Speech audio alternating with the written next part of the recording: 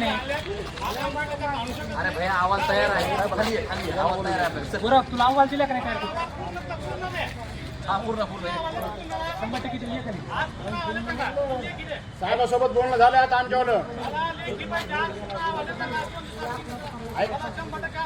ऐका ना, तुमच्या संदर्भात साहेबासोबत बोलणं झालं. त्यांनी सांगितलं पाठीमागे त्यांना आवाज देईल, त्यांना म्हणजे त्या आवाजावर त्यांचं समाधान झालं नाही.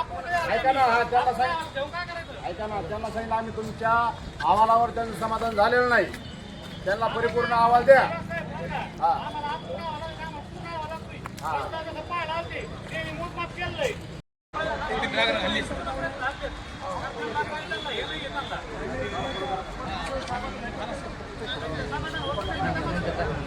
नंतर सगळं पूर्ण घेण्याला लांबून काढ फोटो. लांबून काढ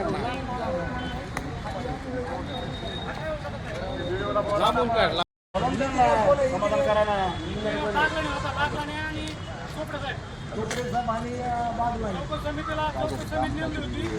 ए भैया काय कारण काय तुझं? कारण काय? अरे कारण कशामुळे गेला वर? आपण काय कशामुळं कारण? चौकशी अहवाल द्या ना. काय बोला तिथंच बोलू. ते का ग्रामपंचायतला काय वाचत प्रयत्न करतो? ते ग्रामपंचायतून काही घेतलं का त्यांनी? हा 2 वर्ष 3 वर्ष झाले.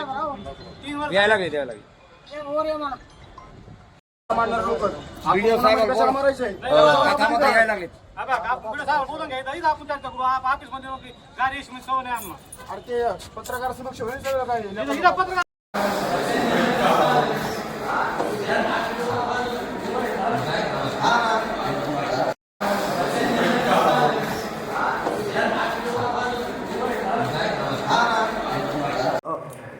पाथरवाला बुद्रुक या ठिकाणचा व्यक्ती आत्मदहन करण्यासाठी ऑफिसच्या वर गेलेला आहे.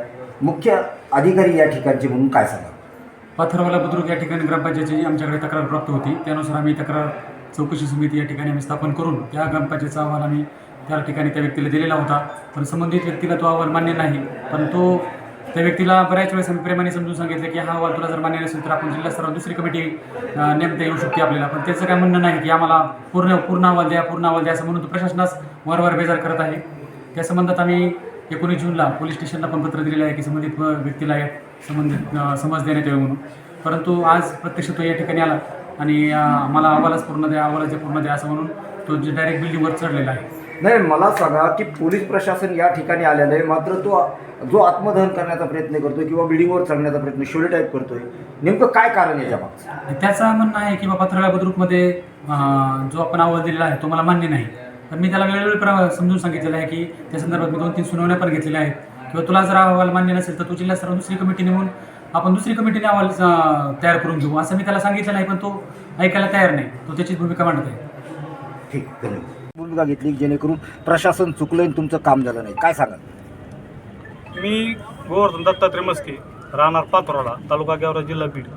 मी आमच्या गावात झालेल्या 2 कोटीचे रोजगार हमी योजनेची कामं हे अत्यंत बोगस आणि निकृष्ट झालेत असे मी 2023 पासून वारंवार याला पत्र देतोय. यांनी 2 वेळेस चौकशी समिती नेमली पण 2 वेळेस अपूर्ण अहवाल देतात. अपूर्ण अहवाल का देतात हे माझं म्हणणं होतं. त्याच्यानंतर मी यांना BDO साहेबाला 3 तारखेला पत्र दिलं की साहेब मला काय करा, पूर्ण अहवाल द्या. असा अपूर्ण अहवाल मला नको आहे बरं का. तर त्यांनी मला त्याचं उत्तरही दिलं नाही. मी त्यांना सांगितलं होतं साहेब BDO 15 तारखेपर्यंत तुम्ही मला पूर्ण अहवाल द्या. 15 तारखेनंतर मी ज्या दिवशी तुम्ही भेटता तुमच्या ऑफिसमध्ये तुम्ही ज्यावेळेस सापडता त्या टायमाला सापडता त्यावेळेस मी बिल्डिंगहून उडी मारीन असं त्यांना इशारा द्यायला होता. पण त्यांनी त्या पत्राचं मला उत्तरही दिलं नाही. ते म्हणजे तुम्हाला काय करायचं करा अशी त्यांची भूमिका आहे. म्हणजे त्यांना माणसं मिळाले काय घेणं देणं नाही आहे. पण ग्रामपंचायत वाचायची, ग्रामपंचायत कोणते पैसे घेऊन MBL बोगस त्यांना ती ग्रामपंचायत वाचायची नाही, अधिकारी वाचायचे.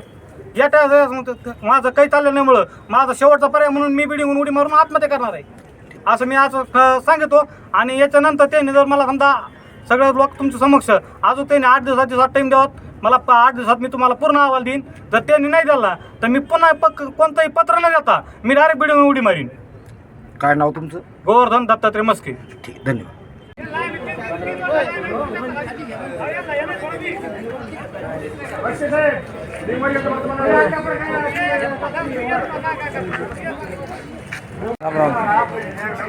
चला पुढच्या बोर्ड